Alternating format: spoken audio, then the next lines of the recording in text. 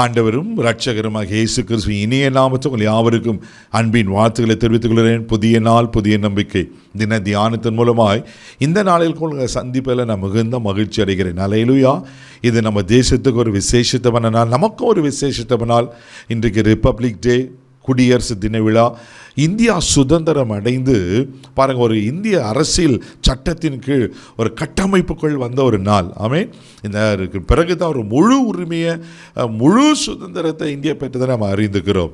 இது ஒரு நமக்கு ஒரு மிக முக்கியமான நாளாய் காணப்படுகிறது அல்லவா?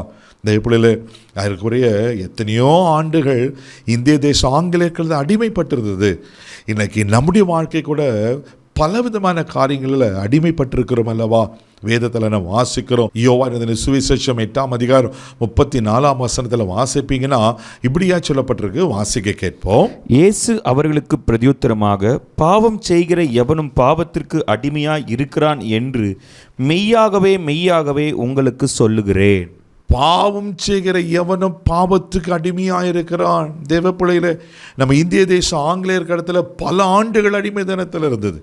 நம்முடைய தேசத்தந்தை, நம்முடைய முற்பிதாக்கள் எல்லாம் போராடி அதுக்காக எவ்வளோ தியாகங்களை பண்ணி விடுதலை வாங்கி கொடுத்தாங்களா? இன்றைக்கி ஒரு நல்ல செய்தி உங்களுக்கு நான் சொல்கிறேன். பாவம் செய்கிற எவனும் பாவத்துக்கு அடிமையாக இருக்கிறாரா? நம்ம அடிமை தினத்திலிருந்து விடுதலையாக்கும்படிக்கு 2026 வருஷத்துக்கு முன்னாடி இயேசு கிறிஸ்து தன் ஜீவனை கொடுத்தார். அல்லேலூயா. அதே யோவான் 8:36 வாசிப்பீங்கன்னா அழகாக சொல்லப்பட்டிருக்கோம், வாசிக்க கேட்போம். ஆகையால் குமாரன் உங்களை விடுதலையாக்கினால் மெய்யாகவே விடுதலையாவீர்கள். ஆமென். குமாரன் உங்களை விடுதலையாக்கினால் மெய்யாகவே விடுதலை ஆகுவீர்கள். இந்த விடுதலை தருவதற்கு தானே குமாரனாக கிறிஸ்து உலகத்துக்கு வந்தார். இன்றைக்கி பாவத்தில், சாபத்தில், அக்கிரமத்தில் இன்றைக்கி எத்தனையோ பேர் அடிமைப்பட்டிருக்கிறாங்களல்ல, கட்டப்பட்டிருக்காங்களல்லவா? ஒரு விடுதலை இல்லாமல் இருக்கிறாங்கல்லவா? தேவப்படியில் இன்றைக்கி இயேசு நம்மளை விடுவிக்க உண்மையில் வர இருக்கிறார். அல்லேலூயா. ரோமர் 6ஆம் அதிகாரம் 18வது வசனத்தை கூட வாசிக்கும் போது இப்படியாய் சொல்லப்பட்டிருக்கு, வாசிக்க கேட்போம். பாவத்தினின்று நீங்கள் விடுதலையாக்கப்பட்டு நீதிக்கு அடிமையானீர்கள். ஆமென். ஏன் நம்ம விடுதலையாக்கப்படணும்? பாவத்திலிருந்து விடுதலையாக்கப்பட்டு நீதிக்கு அடிமையானீர்கள். நம்ம ஆண்டவர் யார்? நீதியுள்ள நியாயாதிபதி, தேவப்படையில் நீதிபரர் அவர். அப்போ நீங்களும் நானும் நீதிமானாய் காணப்படணும். பாவத்தை விட்டுட்டு, அநியாயத்தை, அக்கிரமத்தை விட்டுட்டு நீதியுள்ள வாழ்க்கை வாழ விரும்புகிறார். அதனால தான் ஆண்டவர் நம்மளை நீதிக்கு அடிமைகளாய் மாற்ற விரும்புகிறார். அப்போ நான் பாவத்திலிருந்து விடுதலையாக்கும் பொழுது என்ன நடக்கிறது? நான் ஒரு நீதிமானாய் மாறுகிறேன். அல்லேலூயா. நீங்கள் தொடர்ந்து வாசிப்பீங்கன்னா ரோமர் 6ஆம் அதிகாரம் 22வது வசனத்தை கூட இப்படியா சொல்லப்பட்டிருக்கு, வாசிக்க கேட்போம். இப்பொழுது நீங்கள் பாவத்தினின்று விடுதலையாக்கப்பட்டு தேவனுக்கு அடிமைகளானதினால் பரிசுத்தமாகுதலே உங்களுக்கு கிடைக்கும் பலன், முடிவோ நித்திய ஜீவன். அல்லேலூயா. எவ்வளோ பியூட்டிஃபுல்லாக இருக்கு பாருங்க. நம்ம பாவத்திலிருந்து விடுதலையாக்கப்பட்டு நீதிமானாக்கப்பட்டதுனால நமக்கு கிடைக்கிற பலன் என்ன தெரியுமா? பரிசுத்தமாக்குதல். அல்லேலூயா. நீங்கள் யாருங்க பரிசுத்தவான்?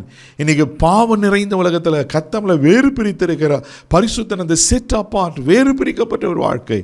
பரிசுத்தமாக்குதல், நித்திய ஜீவன். அல்லேலூயா.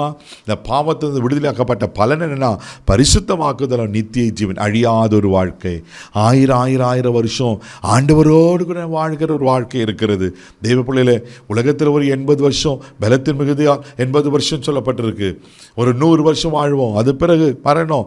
ஆனால் அதன் பிறகு ஆவியா ஆண்டவரோடு கூட வாழ்கிற நித்திய ஜீவனை கத்தம வைத்திருக்கிறார்.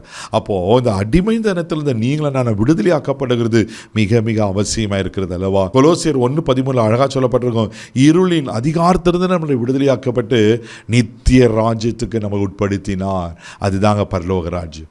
அந்த மோட்ச லோகத்துக்கு, அந்த பரலோக ராஜ்யத்துக்கு போவதற்கு கர்த்தர் இயேசு உலகத்துக்கு வந்தால் நம்மை ரட்சித்து, ஆமென், நமக்கு விடுதலை வாங்கி கொடுத்து அவர் ராஜ்யத்துக்குள்ளே சேர்க்கிற பெரிய ஒரு பாக்கியத்தை கொடுத்துருக்கிறார். தேவ பிள்ளையில இந்த நல்ல நாளில், இந்த ரிப்பப்ளிக் டேயில் நீங்களும் அடிமைகளாக இருக்கக்கூடாது, நீங்களும் பாவத்துக்கு அடிமைப்பட்டு இருக்கக்கூடாது. விடுதலையாக்கப்படக்கூடிய கர்த்தர் நம்மளை அழைக்கிறார். கண்களை மூடி நாம் ஜெபம் பண்ணலாம். அன்பு தகப்பனே, உமக்கு நன்றி சொல்லுங்க, துதிக்கிறோம், ஸ்தோத்திரப்பா. ஆண்டவரே, குமாரன் விடுதலையாக்கி நான் மெய்யாகவே விடுதலையாக்கும் சொன்ன கர்த்தர் இந்த பாவத்திலிருந்து, சாபத்திலிருந்து, அடிமைத்தனத்திலிருந்து விடுவித்து ஆண்டவரே உமக்கு ஸ்தோத்திரப்பா. ஆமென். என்ற அந்த நித்திய ராஜ்யத்துக்கு ஆயத்தப்படுத்தும்படியாக நான் ஜெபம் பண்ணுறேன். ஆசீர்வதியும் கனப்படுத்தும். அன்பு தகப்பனே ஆமென். அன்றை எங்கள் தேசத்துக்காக கூட ஜெபிக்கிறோம்ப்பா. எங்கள் தேசத்துலேயும் அன்றே இருக்கிற பலவிதமான அடிமைத்தனங்கள் மாறட்டுங்கப்பா. தேசத்தை ஆசீர்வதித்து கனப்படுத்தும். இந்த நாள் முழுதும் கிருபையில் கரத்தில் ஒப்புக்கொண்டு பாதுகாத்துக்கிறோம். எல்லாத்தையும் இங்கே உழைக்கி காத்துக்கிறோம். இயேசுவின் மூலம் ஜெபம் கேளும் பிதாவே, ஆமென்.